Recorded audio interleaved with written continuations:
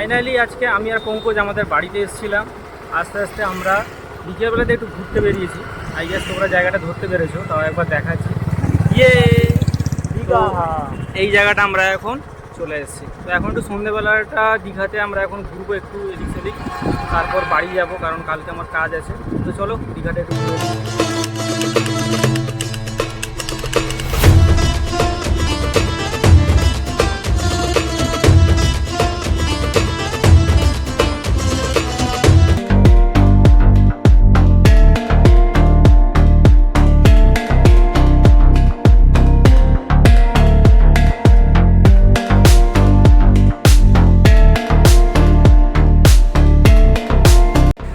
এখন বিকেল গড়িয়ে প্রায় সন্ধে হতে যায়, কিন্তু এখনও যেটা দেখছি যে সামনের দিকে তোমরাও দেখছো, তো মানুষ এখনও দেখি চান করে যাচ্ছে সমুদ্রতে।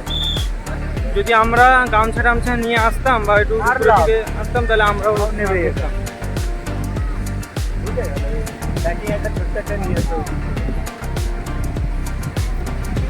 কি হবে, চান আবার ভালো তাড়াতাড়ি বাড়ি পালিয়ে যাবে আর আমরা বাইরে ঘুরতে পারবো না।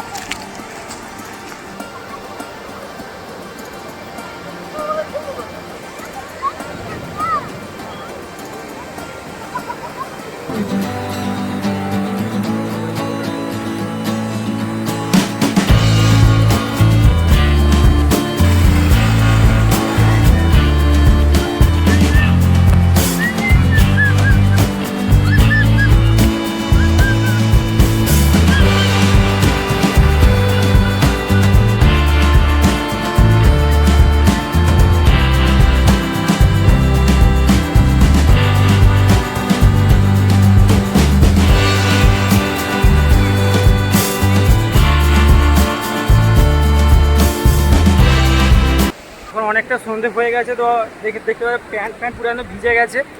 তো এবার হচ্ছে মেন ব্যাপার, পঙ্কজ বলছে যে আমি জুতো খুলে আবার আমি সমুদ্রতে নামবো, যতক্ষণ পায়ের মধ্যে জুতো আছে ও নাকি ফিল পাচ্ছে না, যার জন্য ও এখন জুতো খুলে আবার গেছে সমুদ্রতে।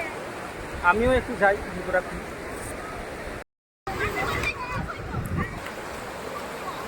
আমরা অনেকটা ফাঁকায় আছি, এবার যে ওই দিকটা একটু যাই, ক্রাউড যে দিকটা আছে।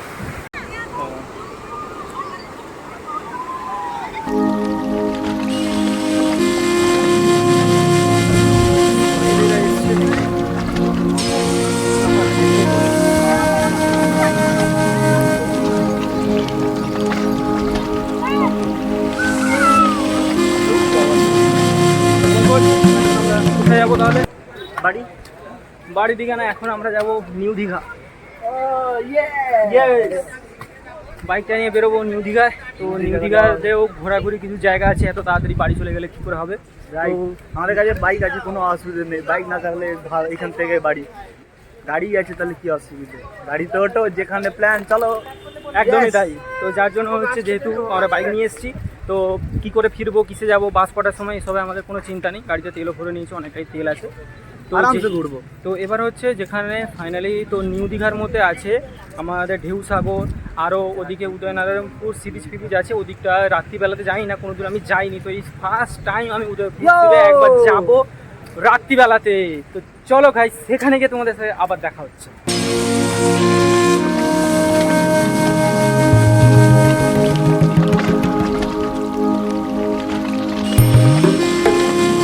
এখন আমি আর পঙ্কজ চলে এসেছি আমাদের এখানে, যেখানে পুরীর মন্দির তৈরি হচ্ছে, মানে পুরীর মন্দির নয়, পুরীর আদলে তৈরি যে মন্দিরটা মমতা বন্দ্যোপাধ্যায় আমাদের দীঘাতে তৈরি করছে। আমরা এখন ঠিক সেই মন্দিরের পিছন দিকটাতেই দাঁড়িয়ে আছি।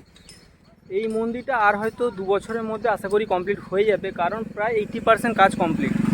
এখন শুধু যেটা বাকি আছে সেটা হচ্ছে কালারটা, আর কিছু কিছু একটু আধটু বাকি আছে। তো আমি যদি ভিতরে ঢুকতে পারতাম তাহলে আমি তোমাদেরকে পুরোটা দেখাতাম। তো মেন ব্যাপার হচ্ছে, আর আমার সাথে একজন বন্ধু এসেছে, এই জিনিসটা সম্পর্কে এর কোনো ধারণাই নেই।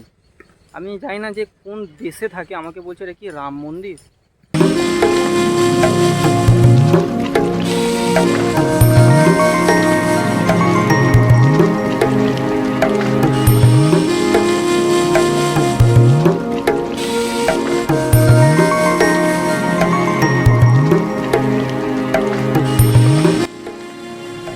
জগন্নাথ মন্দিরের ওখান থেকে ঘোরার পর আমরা বাইক নিয়ে সোজাসুজি চলে এলাম নিউ দীঘা সি বিচের ধারে, যেখানে এখন দেখতে পাচ্ছ আস্তে আস্তে কত মানুষ সি বিচের ওপর থেকে ফিরে চলে আসছে।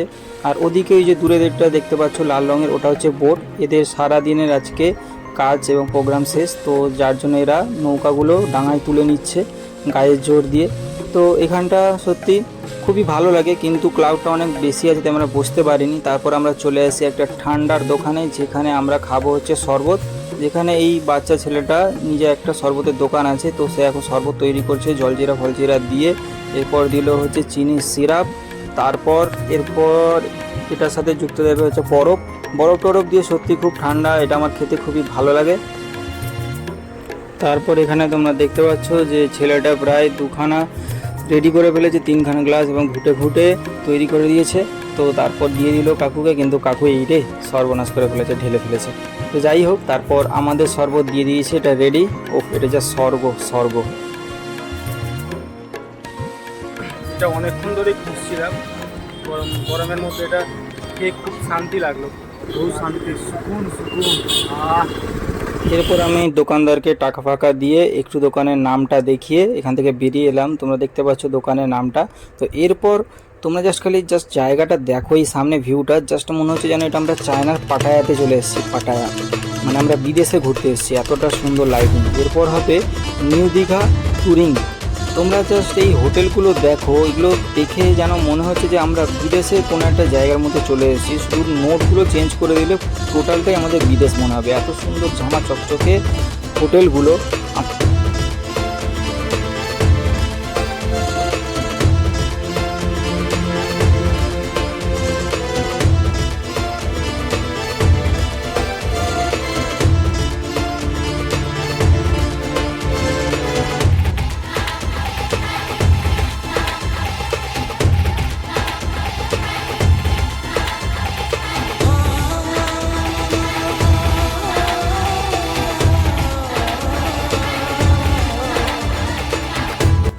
এরপর অনেক ট্যুরিং ভিডিও করার পরে আমরা ফাইনালি চলে আসি বিদ্যুৎ বেকারিতে, যেখানে এসে দেখলাম যে বিদ্যুৎ বেকারি একটা নতুন খাবারের আইটেম লঞ্চ করেছে, যেটা হচ্ছে ফ্রাইড চিকেন।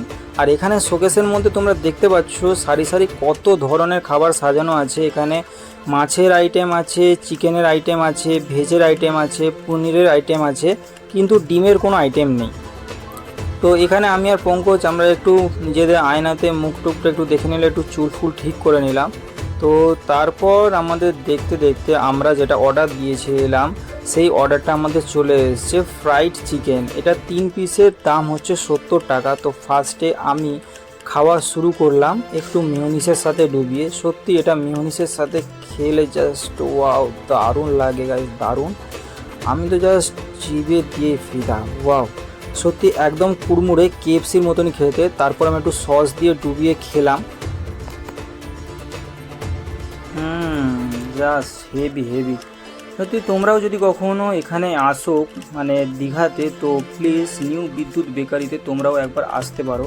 আর এটা একদম ট্রাই করো, মাস্ট একদম। আমি বলবো সত্যি গরম গরম চোখের সামনে তৈরি করছে। এটা যে 2 দিন 3 দিনের আগের খাবার তা কিন্তু নয়, কারণ তোমরা দেখলে প্রথমে এদের কাউন্টারটা আমি দেখিয়েছিলাম, তো সেখানেই আমাদের চোখের সামনে মালটা রেডি করছে, রেডি করে আমাদেরকে দিল গরম গরম খেতে। তো সত্যি মালটা এতটাই গরম ছিল যে আমার কী বলবো, আমার জিভে মানে জিভ পুড়ে যাচ্ছে।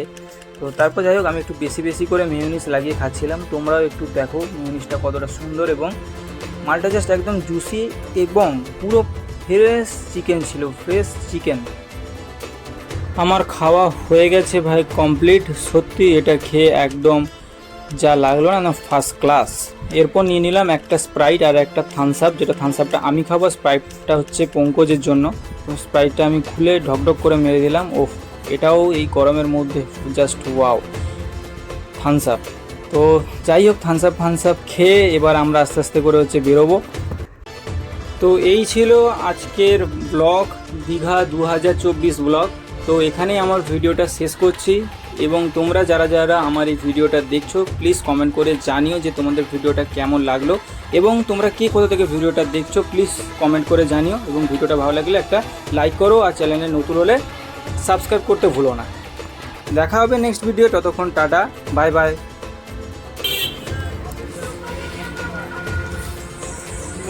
বন্ধ কর।